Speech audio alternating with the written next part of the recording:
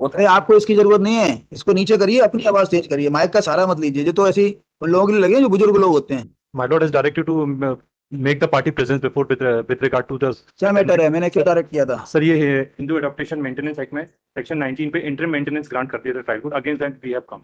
We are father in law, ये daughter in law. क्या हुआ? सर वो आए हुए हैं। कहाँ है फादर? सर ये डॉटर फादर इन लॉ। किस नजरिए से हमने इनको कहा था आने के लिए, हमें याद नहीं है। सर मेंटेनेंस के लिए नहीं नहीं, मतलब ऐसा इनको बुलाने का क्या क्या आशय था? सर आपने ये था कि एक बार समझौता अगर हो जाता है तो वो करके देखिए, इसलिए आपने बोला कि बोला। हाँ, कुछ है, गुंजाइश है। क्यों? कोई मतलब ही नहीं रखते, हम क्या समझौता करें? तो आपका बेटा जो है कब एक्सपायर हुआ? 2018 31/11/2018 में वो एक्सपायर हुआ। क्या करता था वो? ऑटो चलाता था। ऑटो उसी के नाम का था क्या, या किराए का चलाता था? नहीं, मैं खरीद कर दिया आपसे, खरीद कर दिया। आपने खरीद के दिया था, उसी के नाम में था कि आपके नाम में था? नाम तो उसका। कहाँ है ऑटो? अब इन लोगों ने बेच रही है, टैक्स लिया आपने। अच्छा, ऑटो अब नहीं है। और क्या है? मकान, मकान भी कहने का मतलब हमारे 2 मकान थे, एक मकान मांगी रहने के लिए, तो मैं मकान दे दिया इसको रहने के लिए। मेरा मकान जो था उसमें कब्जा करके बैठे। 2 मकान है आपके? मैं किराए से रहता हूँ। टोटल 2 मकान है आपके? 2 मकान, एक मकान है। एक मकान एक मकान है सर, उसके वो बोल रहे हैं, अच्छा बोल रहे हैं, उनको बोलने दो।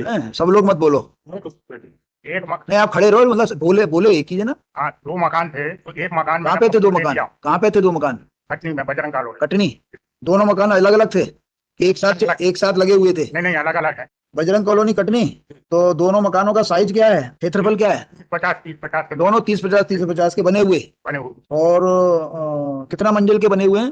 बस। एक एक मंजिल के। तो जो बजरंग कॉलोनी में ही दोनों हैं? हाँ। तो दोनों में एक में आपका कब्जा है क्यों?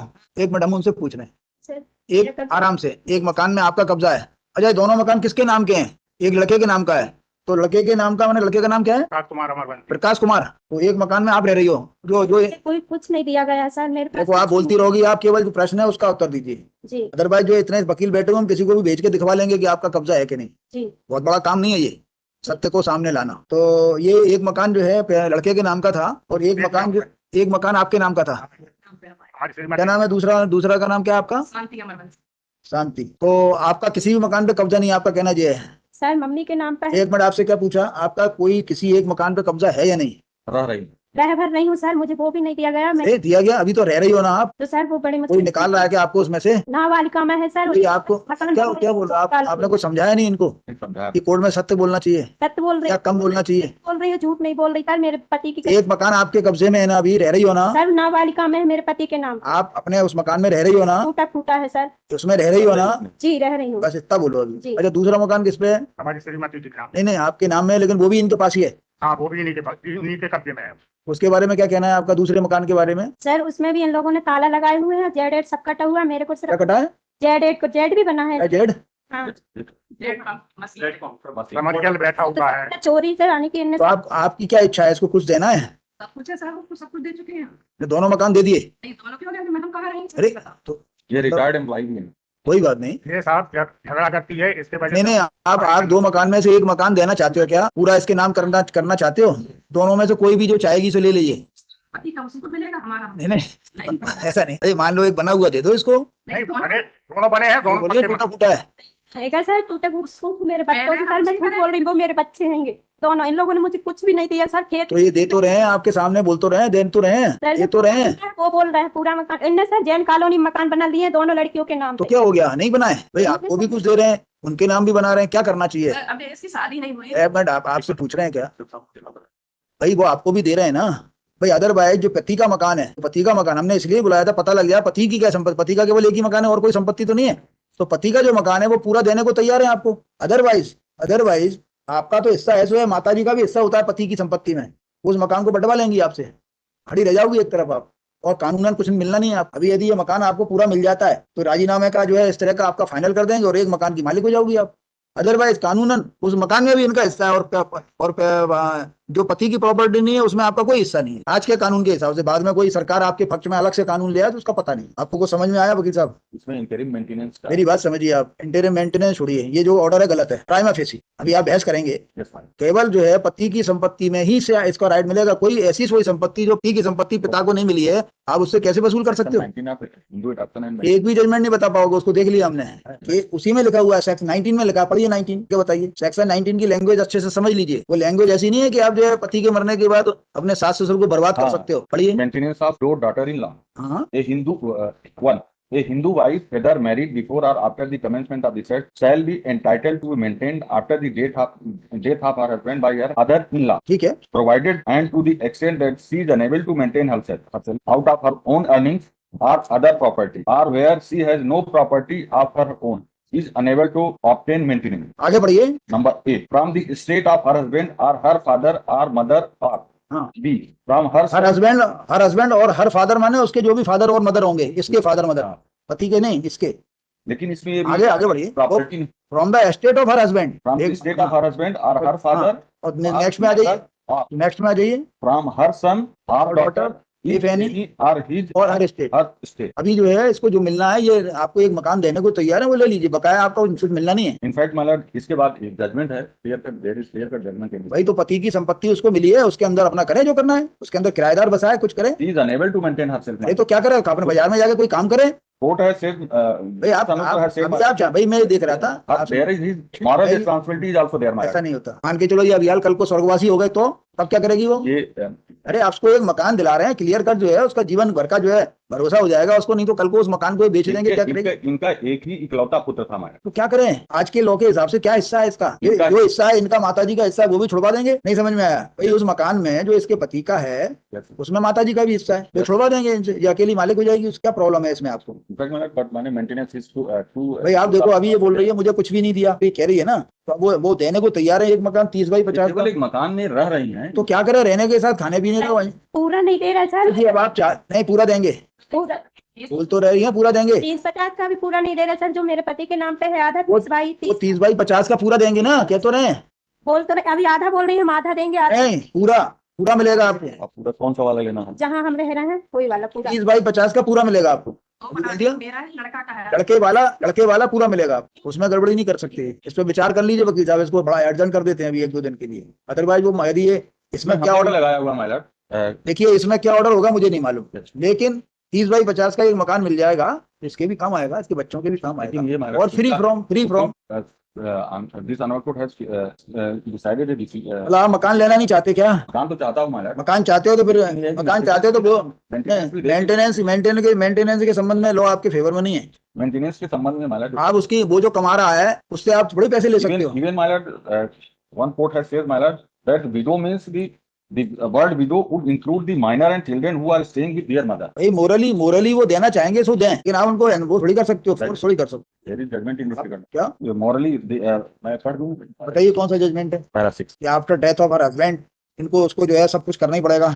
Para 6 में 4, 5 and 6 की माइलर, लेकिन the right of Hindu widow to claim maintenance was there even कौन सा before. पहला पढ़ रहे हैं? Para 6. The moral obligation of the father-in-law to maintain the widowed daughter-in-law also existed. भैया इसके अंदर लिखा हुआ है वो को पार्टनर था, प्रॉपर्टी थी उसकी, आप बिल्कुल अलग बात चल रही है, इसके फैक्ट ही अलग हो जाएंगे। इसके अंदर उस प्रॉपर्टी के अंदर वो क्या था, हस्बैंड जो था वो एक प्रॉपर्टी थी उसका को पार्टनर, भी उसका बंटवारा नहीं हुआ था, तो बिकॉज को पार्टनर था और उसका बंटवारा नहीं हुआ तो उस लाइट में वो प्रॉपर्टी उसकी ये थी। प्रॉपर्टी इनकी एक्सक्लूसिवली जो ये दे रहे हैं केवल इनके हस्बैंड की है। नहीं हस्बैंड की थोड़ी, हस्बैंड के मरने के बाद इनके हस्बैंड की माँ पे भी जाती है, क्लास में नहीं है। आप इस जजमेंट को कहां से लगा लोगे? ऐसा कोई जजमेंट, आप सिंगल जजमेंट ले आइए कि जो है after death of her husband she is entitled for receiving the maintenance amount from her father-in-law even if there is no property left by husband। ऐसा जजमेंट बता दीजिए कोई हो तो। अब ऐसे जजमेंट लगा रहे हो जो आपके खिलाफ है बल्कि इनफैक्ट मतलब ये दोनों के लिए एप्लीकेबल होगा, क्योंकि माँ के लिए भी निकाल ये आपके खिलाफ तो मैडम उस दिन जो निकाला था ना एक जजमेंट इस पॉइंट पे है क्या? अभी ये आपके खिलाफ दोनों जजमेंट हमने पहले देखे थे। पंजाब हरियाणा हाई कोर्ट का है। और देखिए ऑप्शन इज विद यू, आप मकान लेना चाहते हो, राजीनामा करना चाहते हो या लड़ना चाहते हो जिंदगी भर, तो इसको एक हफ्ते बाद रख, क्योंकि अभी आप मकान तो अपना सेव करो भाई, अभी आप यहाँ झगड़ा करो तो मकान भी नहीं देंगे आपको, ये गारंटी है, परेशानी होते रहोगे। अरे हो ही नहीं सकता, ऐसा मेरा खुद का मानना है। अदरवाइज ऐसा जजमेंट यदि हो गया तो जो है कोई किसी को चैन से जीने ही नहीं देगा। ऐसा नहीं, आपको आप बोलने की जरूरत नहीं है आपको। सर मेरे बच्चों को पालन पोषण का लगा सर 6 महीना हो गए, इन लोग कुछ भी नहीं दे रहा मेरे लिए। नहीं अरे आपको मकान मिल तो रहा है, उस मकान में आगे किराएदार बसा दीजिए और सर इन इनसे लोन ले लीजिए, आप कुछ काम करिए, ऐसा थोड़ी होता है। मारते सर इन लोगों ने मेरे पास मोबाइल सेपरेटली निकाली के रोज बहुत मारे टोरे जग से यहाँ जाके इन लोग के आप कुछ काम भी करिए, ऐसा थोड़ी होता है कि अब इनके इनके ऊपर भरोसे रहोगी। पति एक्सपायर हो गया, मकान छोड़ गया आपके लिए, वो दे रहे हैं, क्लियर कर रहे हैं मकान, और क्या चाहिए भाई? सर अभी मेरा 6 महीना का खर्चा लगा है, और इन लोग आपको- को आप- ना मेरे बच्चों के लिए दिलवाइएगा आप। इन्होंने जो स्टे मांगा हुआ मैडम उसका सर compliance सब नहीं किया ठीक ले गए, अभी तक इन्होंने एक भी मेंटेनेंस नहीं कुछ नहीं किए सर, और ना मेरे को दिया दिए, कुछ नहीं 10,000 का आदेश वो है। अलग बात है, पहले आपस में ये देखो मकान चाहिए या नहीं चाहिए, बकाया इसका डिसीजन हम कर देंगे, हमें कोई प्रॉब्लम थोड़ी है। वो तो इनके इंटरेस्ट में ये इनको बुलाया था कि अल्टीमेटली क्या हो सकता है, और बकाया कुछ इनके बच्चों के लिए क्या मन में इच्छा है वो कर दीजिए, जुलाई में स्कूल का ड्रेस बच्चे को दिलवाए और क्योंकि आपके नाती पोते हैं। आपका बेटा एक ही था और भी है? एक बेटा है, कितने बच्चे हैं आपके? 2, एक बेटा एक बेटी। वो भी है। देखने जो उनकी मदद कर सकते हो वो करो, कोई बुराई नहीं है, उस पर भी विचार कर लें, जो आपकी इच्छा से, जो आपकी। सर मेरे बच्चे आए हैं, बच्चों से पूछ नहीं, अरे जब अभी अभी क्या आप लोगों बच्चों से अभी पूछिए सर, मैं झूठ बोल रही हूँ। अभी आप लोगों के संबंध में तनाव है, जिस दिन तनाव खत्म हो जाएगा तो ये समस्या खत्म हो जाएगी, फिर ये जो अपनी गोदी में बैठा के खिलाया करेंगे। दादाजी जो है, मेरे पास रहते थे, माँ बाप के पास नहीं रहते थे। जैसे अभी आपके बीच में तनाव है, जिस दिन तनाव खत्म हो जाएगा तो आप लोग एक दूसरे के घर में बैठ बैठ के जो है अभी आगे भी रहोगे, इस तनाव को खत्म करने के लिए ये वाली बात, ठीक है? अभी विचार करो आप लोग, ये मैटर निबट जाएगा ना।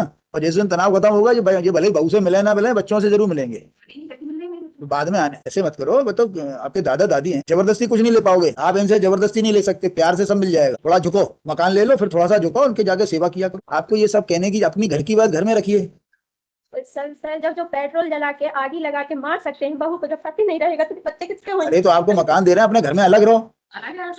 कौन देगा? क्लियर कट जजमेंट आपके खिलाफ है, इसलिए कह रहे हैं, ये जजमेंट आपको लाभ नहीं देगा। ये जो हमने दिया इसे मॉरल रिस्पॉन्सिबिलिटी। अरे मोरल मोरल तो मोरल होता है, मोरल रिस्पॉन्सिबिलिटी होती है, जाए वहां पे जाके इनकी सेवा करे, ये मोरल और मोरल का जो है पार्ट तो खत्म हो गया। नैतिक शिक्षा की जो किताब चलती थी आपके जमाने में, वो खत्म कर दिया शासन ने। नैतिक शिक्षा जिस दिन आ जाएगी उस दिन लोग मोरल समझेंगे। 19 भी इससे कम सेक्शन 19 से आपको लाभ नहीं मिलेगा, देख लीजिएगा, अपने खिलाफ कुछ जजमेंट देख लिया, अपने फेवर का जो जजमेंट लाया वो ठीक नहीं है। क्लियर कट जजमेंट है इस बात के लिए कि सेक्शन 19 वहां नहीं लगेगा जहाँ आप उसके पति ने कोई प्रॉपर्टी नहीं छोड़ी है, जो छोड़ी है वो पूरा दिला रहे हैं इसको, इससे ज्यादा नहीं कर सकते। आपको चाहिए तो ठीक है, विचार कर लीजिए, लीगल पोजीशन अच्छी से। अपने में से कुछ नहीं दे रहे हमारा। फिर क्यों दे अपने में से? दादागिरी से थोड़ी मिलता है, देंगे बाद में और विचार करेंगे, वो कह तो रहे हैं।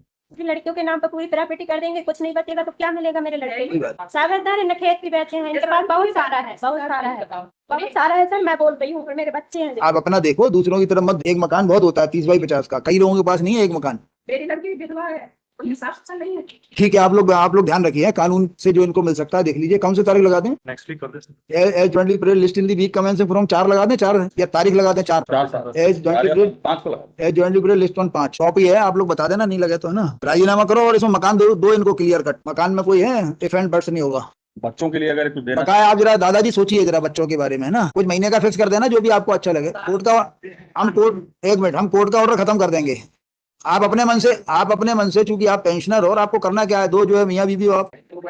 अरे आपकी बच्चियां हैं, वो भी तो उनके हाथ पैर हैं, करेंगी वो कुछ। एक तो साहब अभी की शादी करूंगी तो पैसा कहाँ से लेते आओ? थोड़ा बहुत कुछ देते रहे ना, हाँ, अभी ये तो ना करना थोड़ा बहुत देते रहे, कभी नहीं, थोड़ा बहुत विचार कर लेना है। दे देंगे सर, बस हो गया, बोलते हम हो गया 50 रुपए आप बता दीजिए क्या करते हैं, बच्चे खड़े हैं। आप बात करना, थोड़ा विचार करो। आते हैं खाली हाथ में। दादा आपको तो देना ही है, बाद में देना, अभी दे देना, क्या फर्क पड़ेगा? एक तो हमारे बताइए, हम तो समझते हैं, हम समझ रहे बहू हैं, ने समझ, हम भी समझ रहे हैं। बहू ने अपने पति को नहीं समझी, दूध अलाद लेकर लौटी थी, लड़का कोई बात नहीं, कोई बात नहीं है ना, फिर भी देखो, फिर भी आपको उसी तरफ झुकना पड़ेगा, आपका पोता है वो। हम कब कह रहे हैं आले तो देखो हमारे पास। ठीक है 4-5 तारीख को आइए।